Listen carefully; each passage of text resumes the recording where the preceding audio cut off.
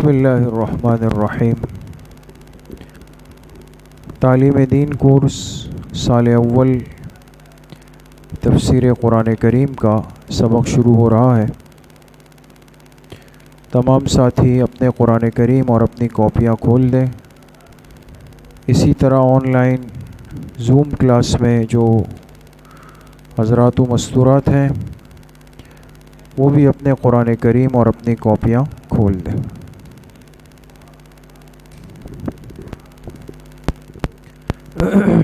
سورۃ الاخلاص تک ہو چکا ہے۔ آج انشاءاللہ سورہ فلق اور سورۃ الناس پڑھیں گے انشاءاللہ۔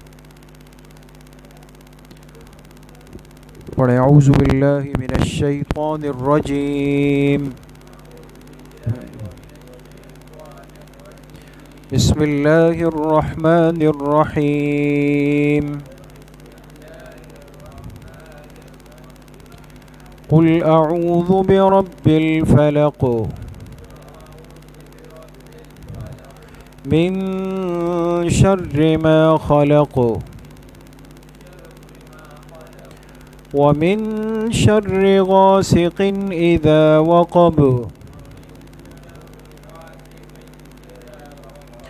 ومن شر النفاثات في العقد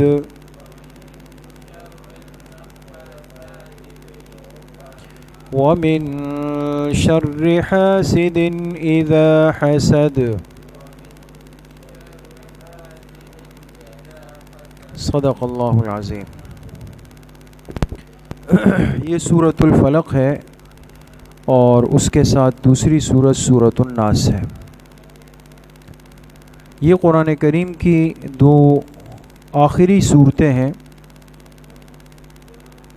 ترتیب مصحفی کے اعتبار سے۔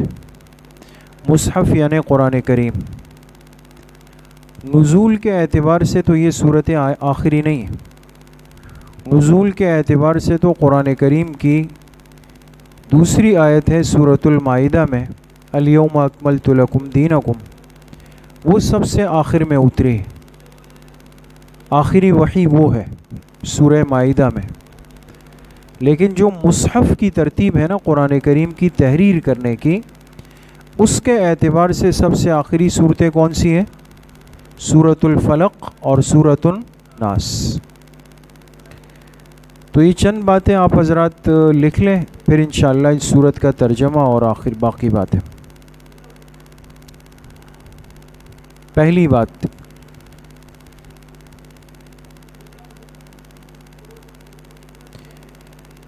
ان دونوں صورتوں کو جب ملایا جائے تو معوذتین کہتے ہیں۔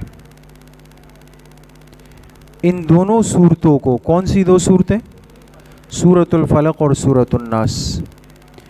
ان دونوں صورتوں کو جب ملایا جائے، یعنی ایک ساتھ اگر آپ پڑھیں گے نا، تو ان کو معوذتین، میم عین واو ذال تا یا نون، معوذتین، معوذتین، سمجھ گئے؟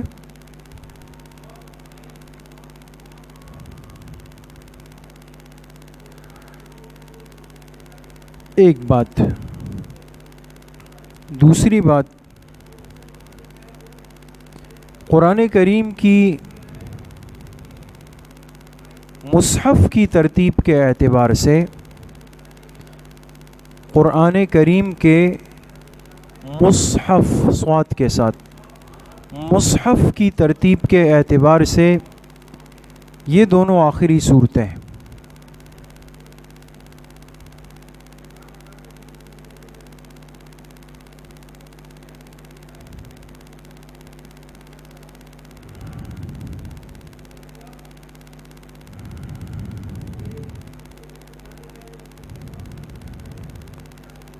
لکھ لیا؟ تیسری بات، ان دونوں صورتوں کا شان نزول یہ سب سے اہم ہے۔ ان دونوں صورتوں کا شان نزول، چونکہ یہ دونوں صورتیں ایک ساتھ اتری، الگ نہیں اتری، سورہ فلق اور سورۃ الناس ساتھ اتری. تو ان کا شان نزول کیا ہے, کس موقع پر یہ دو صورتیں اتاری گئی؟ میں بالکل مختصراً آپ ساتھیوں کو عرض کروں گا, اس کو لکھ لیں, ورنہ بہت لمبی چوڑی تفصیل ہے اس میں. جو ضروری باتیں ہیں وہ میں عرض کرتا ہوں. آپ علیہ الصلاۃ والسلام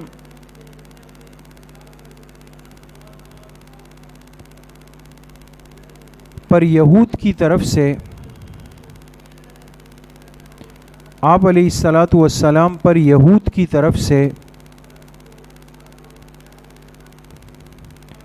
دشمنی اور حسد کی وجہ سے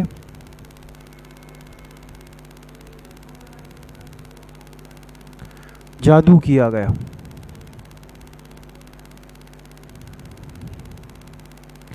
کیا کیا گیا؟ جادو کیا گیا. کس نے کیا؟ یہود نے. کرنے والے شخص کا نام لبید ابن اعصم تھا. لام با یا دال, لبید ابن اعصم, الف عین صاد میم. لبید ابن اعصم تھا. یہ اور اس کی بیٹیاں مل کر جادوگری کرتی تھی. یہ اور اس کی بیٹیاں یہ مل کر کیا کرتی تھی؟ جادوگری کرتی تھی. ان کا کام یہ تھا.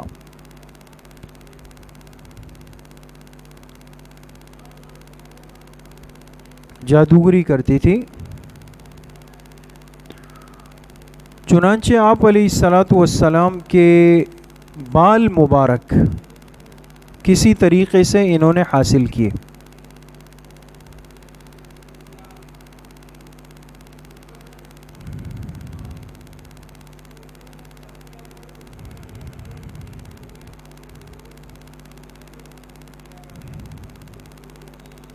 بال مبارک کسی طریقے سے انہوں نے حاصل کیے اور پھر اس پر جادو کے منتر پڑھ کے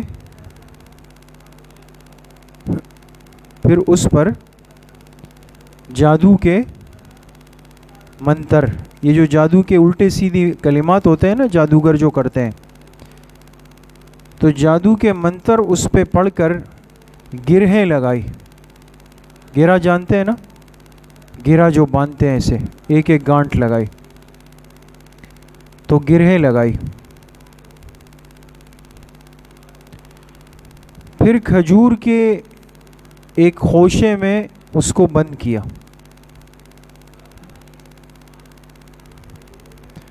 کھجور کے خوشے میں اس کو بند کیا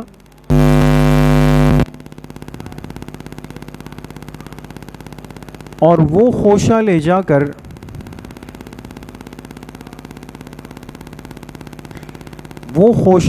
کر مدینہ کی آبادی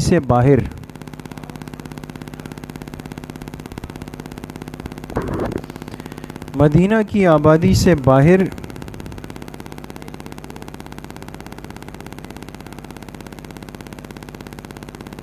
ایک ویران کنویں میں بھاری پتھر کے نیچے دبا دیا. ایک ویران کنویں میں بھاری پتھر کے نیچے دبا دیا. اس کنویں کا نام تھا بئر ذروان. اس کنویں کا نام تھا بئر. یاد رکھیں عربی میں کنویں کو بئر کہتے ہیں, جیسے کہتے ہیں نا بیر زمزم, بیر شفا. بئر با حمزہ را, بئر. بئر ذروان, ذال را واو الف نون.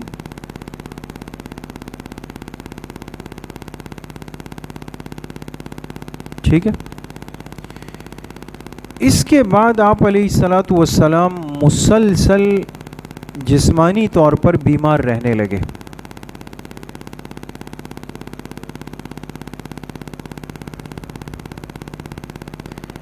مسلسل بیمار رہنے لگے،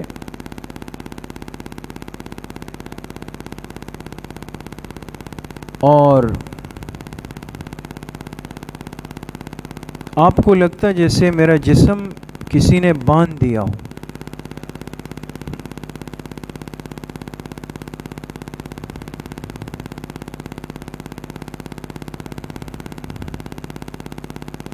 میرا جسم کسی نے باندھ دیا ہو، اور دنیاوی امور میں دنیا کے جو امور ہیں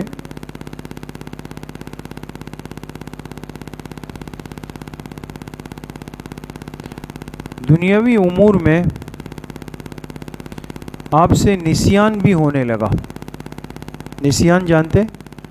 بھول، یعنی آپ کو لگتا میں کھانا کھا چکا ہوں لیکن آپ نے نہیں کھایا ہوتا تھا۔ دنیاوی امور میں، دینی امور میں نہیں۔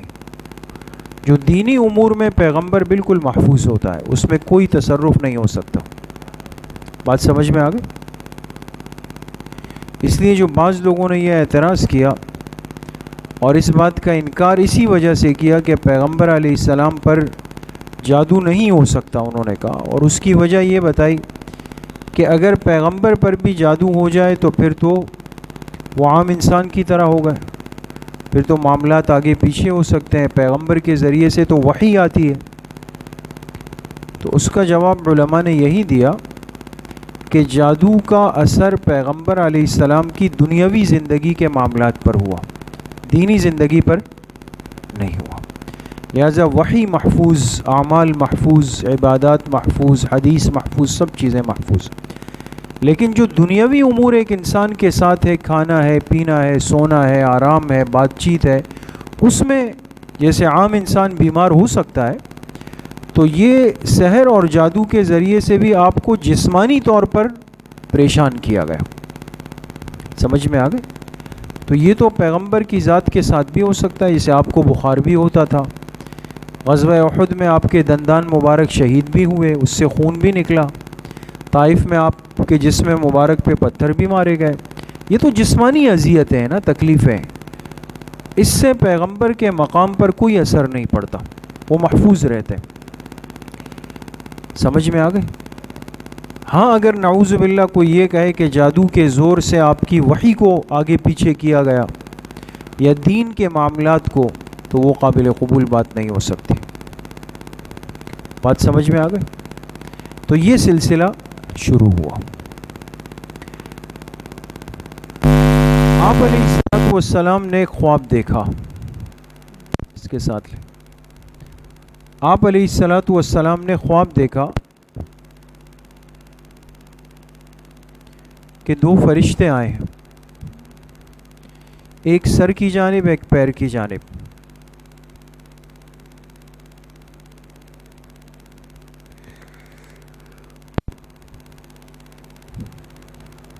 اور دونوں نے آپس میں بات چیت کی۔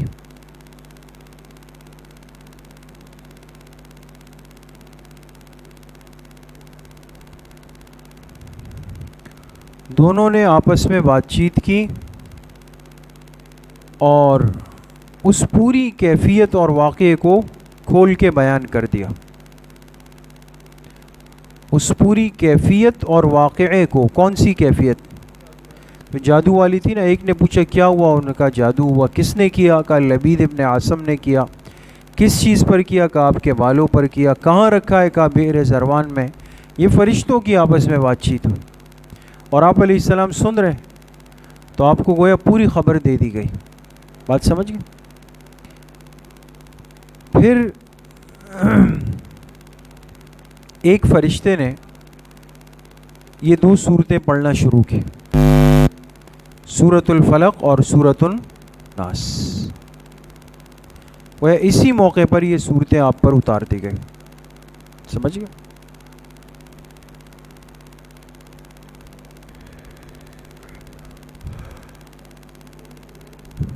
چنانچہ آپ نے اٹھ کر صحابہ کو بھیجا اور وہ خوشہ منگایا، جو کھجور کا خوشہ تھا وہ منگایا۔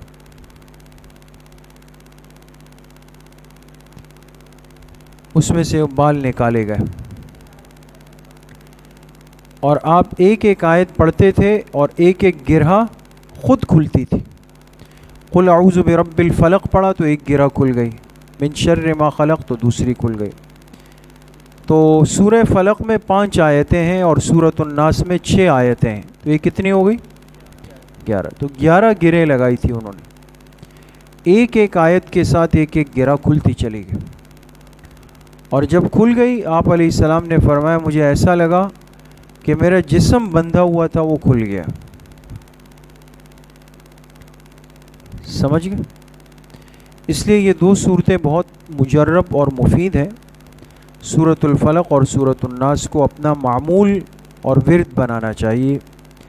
سحر سے، جادو سے، نظر بد سے، حاسدین سے اللہ پاک غائبانہ حفاظت کرتے ہیں، اس لیے ہر نماز کے بعد ان صورتوں کا معمول ہونا چاہیے۔ یہ بات سمجھ گئے دوستو؟ یہ ختم ہوگا۔ اب آ جائیں دوستو ترجمے پر، پہلے سورۃ الفلق کا اور پھر انشاءاللہ سورۃ الناس۔ ترجمہ سورہ فلق۔ قل اعوذ برب الفلق، آپ کہہ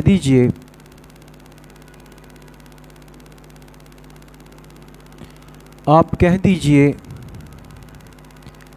کہ میں پناہ مانگتا ہوں صبح کے رب کی۔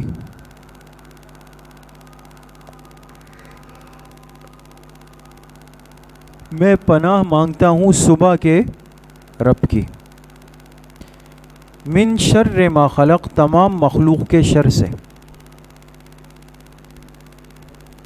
تمام مخلوق کے شر سے،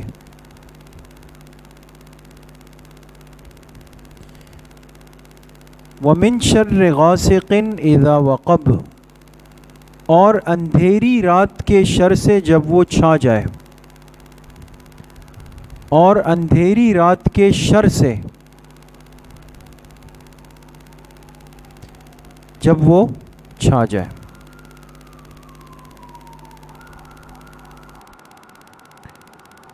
ومن شر النفاثات فی العقد، اور گرہوں پر، گرہیں اس کی جمع گرہوں پر، گرہوں پر پھونکنے والیوں کے شر سے، پھونکنے والیوں، کیوں؟ اس کی بیٹیاں بھی شامل تھی اس کے ساتھ۔ گرہوں پر پھونکنے والیوں کے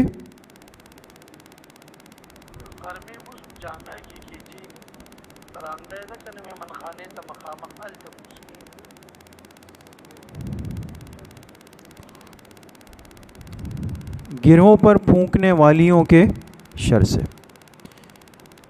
ومن شر حاسد اذا حسد، اور حسد کرنے والے کے حسد سے،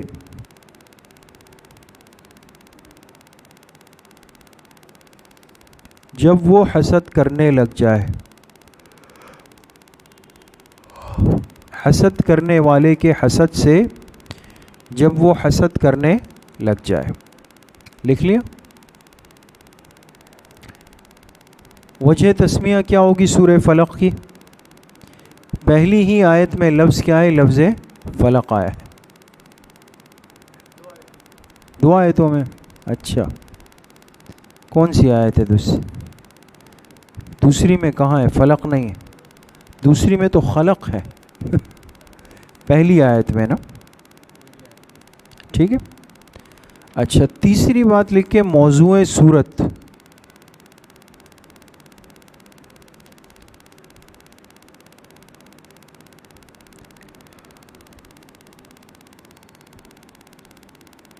لکھے چھپ کر نقصان پہنچانے والی چیزوں سے، چھپ کر نقصان پہنچانے والی چیزوں سے جان کی حفاظت کا طریقہ، جان کی حفاظت کا طریقہ لکھ لیا۔ خلاصہ صورت کیا ہے سورہ فلق کا؟ لکھ کے حاسد اپنے حسد کی آگ میں حاسد اپنے حسد کی آگ میں انتہا تک جا سکتا ہے. انتہا سے مراد آخری حد تک. یہ ایسی خطرناک چیز ہے نا حسد. جب کسی سے ہو جائے نا، اس نے آپ کو کچھ بھی نہیں بولا ہوگا، آپ نے کسی کو کچھ بھی نہیں بولا ہوگا، آپ اپنی زندگی میں چل رہے ہوں گے، لیکن جب وہ دیکھے گا کہ یار یہ بندہ خوش ہے، کام پہ جا رہا ہے، نماز پڑھ رہا ہے، اعمال کر رہا ہے، گھر آتا جاتا ہے، بیوی بچوں کے ساتھ خوش و خرم ہے، بس ایک آنکھ سی میں لگ جائے گی، جیلیسی جس کو کہتے ہیں، بس پریشان رہے گا سارا وقت کہ یہ کیا ہو رہا ہے. تو اندر کی ایک آگ اس کو بے چین، حالانکہ کچھ ہوا نہیں کہ آپ نے کچھ کہا ہے اس کو یا پریشان کیا ہے، لیکن یہ ایک ایسا اندرونی مرض ہے، روحانی مرض ہے، اتنا خطرناک ہے. یہاں تک انسان آ سکتا ہے کہ کسی پر جادو کر لے، اس کی جان کے در پہ ہو جائے. سمجھ گئے دوستو؟ اب سورۃ الناس. سورۃ الناس کا ترجمہ لکھیں پہلے. قل اعوذ برب الناس، آپ کہہ دیجئے میں پناہ مانگتا ہوں لوگوں کے رب کی. آپ کہہ دیجئے میں پناہ مانگتا ہوں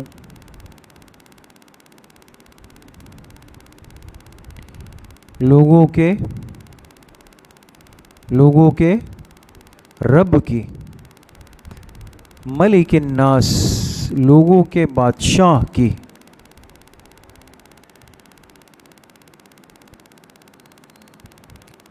الہ الناس، لوگوں کے معبود کی. لوگوں کے معبود. اللہ کی 3 صفات بیان ہوئی، رب، ملک اور الہ. اب یہ پناہ کن چیزوں سے؟ من شر الوسواس الخناس، چھپ چھپ کر وسوسہ ڈالنے والے کے شر سے. چھپ چھپ کر وسوسہ ڈالنے والے کے شر سے.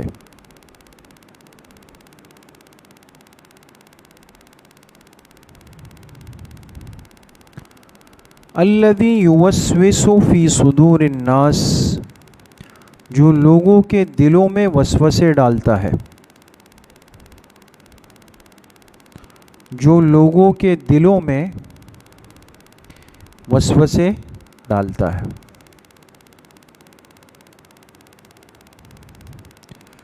من الجنت والناس، جنات میں سے بھی اور انسانوں میں سے بھی. جنات میں سے بھی اور انسانوں میں سے. تو یہ شیطانی کام یہ نہیں کہ صرف جنات یا شیطان کرتے ہیں، بہت سارے انسان بھی انسانی شکل میں شیطانی کام کر رہے ہوتے ہیں، آن دا ڈیوٹی ہوتے ہیں. جو کام ان کے ہوتے ہیں یہ اپنے ذمے پر لے لیتے ہیں اور کر رہے ہوتے ہیں. سمجھ گئے؟ یہ ترجمہ ہو گیا. وجہ تسمیہ سورۃ الناس کی اب بتائیں.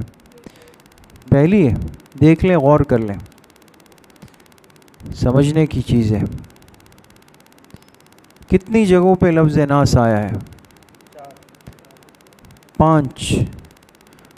پہلی آیت، دوسری آیت، تیسری آیت، 5ویں آیت، 6ٹھی آیت، ہے نا؟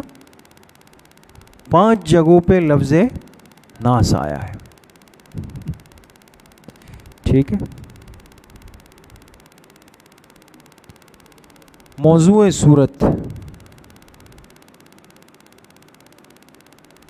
موضوع سورت کیا ہے؟ چھپ کر نقصان پہنچانے والی چیزوں سے، چھپ کر نقصان پہنچانے والی چیزوں سے روح کی حفاظت کا طریقہ. کس کی؟ روح. وہاں پر تھا جان کی حفاظت. ایک انسان کی جان ہے ظاہری اور ایک انسان کی روح اندر کی. جان کی حفاظت کے لیے سورۃ الفلق ہے، روح کی حفاظت کے لیے سورۃ الناس ہے. چوتھی بات، خلاصہ سورت کیا ہے؟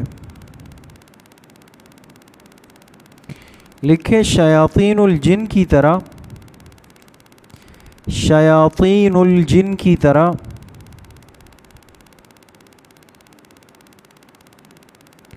شیاطین الانس کا وجود بھی ہوتا ہے۔ شیاطین الجن کی طرح شیاطین الانس، انس یعنی انسان، شیاطین الجن کی طرح شیاطین الانس کا وجود بھی ہوتا ہے۔ سمجھ گئے؟ تو انسانوں میں بھی بہت سارے شیطان ہوتے ہیں، غلط کام کرتے ہیں، ان سے بھی پناہ مانگنی چاہیے۔ ٹھیک ہے جی، تو الحمدللہ یہ آخر کی 10 صورتیں آپ حضرات کی پوری ہو گئی۔ خوب تیاری کریں، بھرپور تیاری کریں۔ امتحان کب ہے انشاءاللہ؟ اگلے منگل کو انشاءاللہ، اور پورا امکان ہے کہ عشاء کی نماز کے بعد رکھیں گے تاکہ ساتھیوں کو سہولت ہو۔ تو سب نے آنا ہے، اہتمام سے آنا ہے، تیاری کے ساتھ آنا ہے، اور سب نے کامیاب بھی ہونا ہے اور پوزیشن بھی لیں گے۔ ٹھیک ہے نا انشاءاللہ؟ جزاک اللہ، السلام علیکم۔